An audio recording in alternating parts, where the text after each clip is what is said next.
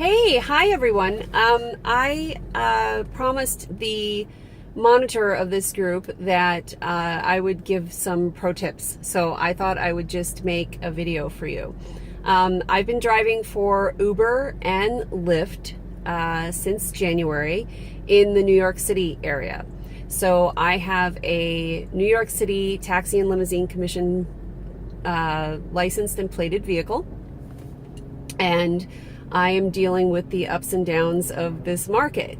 So I thought I'd give you a few tips. So a lot of people in this area know that starting June 29th, Uber and other ride shares, I think all ride shares, but Uber specifically sent out emails about this, will be authorized to pick up in Westchester County. But slow down, my little doggies.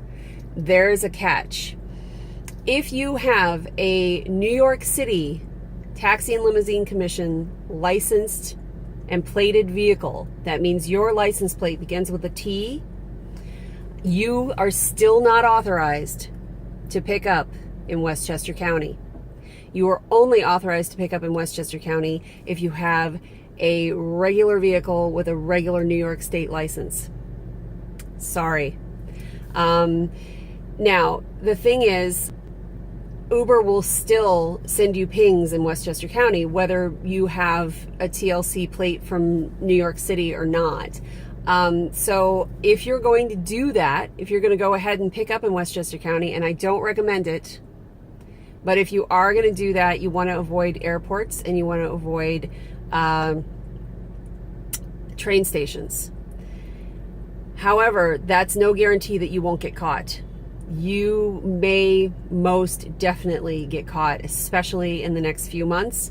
I got nailed coming off an exit last week. I wasn't even working, and they asked to see my trip log. They just saw my license plate. I was coming off an exit in Yonkers, and they nailed me.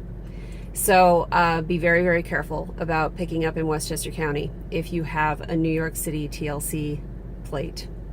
Just don't do it. It's not worth it. The tickets are nearly $1,000, and they'll give you more than one.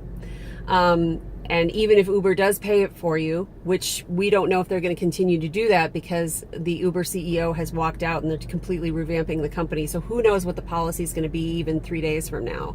Even if Uber does pay it for you, very often you have to pay it up front and then Uber reimburses you. And let's be honest, none of us are making a lot of money in this market. So you don't want to have to pay up $1,000 up front. My second tip is to achieve VIP status, always be nice to your passengers, even if they're evil. And every once in a while, you're going to get somebody who's just a wreck and drives you crazy. Always be nice. When your passengers get into the car, always ask them first if they need to recharge their phone at all. I got one of these really super long charger cords from Radio Shack, and it reaches like way back into my car, and I can't tell you how much my passengers appreciate this. And I just ask them first thing, does anybody need to charge their phone at all? And they'll say yes or no, and you hand them the appropriate cord. And then the second thing I say is, please let me know if you're too warm or too cold. And they say, okay, thank you. And they usually say it feels fine in here. And then shut up. Don't say anything. If the passenger wants to talk, the passenger will start the conversation from there. If a passenger doesn't want to talk, leave them alone. Okay? Also, the third thing you should do before you shut up is check the destination and confirm it with them. So that's how I do it. I say, hi, I'm Margaret, and then that lets them know that they're in the right car. Does anybody need to charge their phone? Let me know if it's too warm or too cold. And it looks like you're going to blah, blah, blah. And then they confirm that they are indeed going to blah, blah, blah. And then off you go.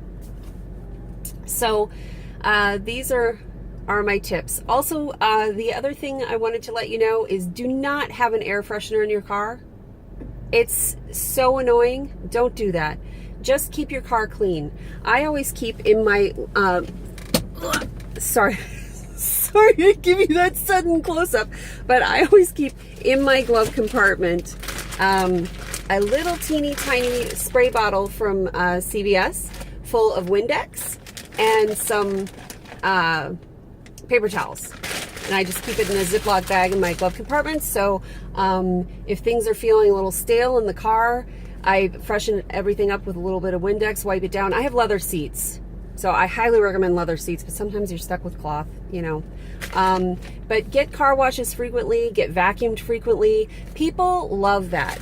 The other thing that I do that really makes passengers like just go freaky crazy with appreciation is I keep bottles of water in my center console, and underneath the bottles of water I keep an ice pack that I freeze overnight to keep the bottles of water cold.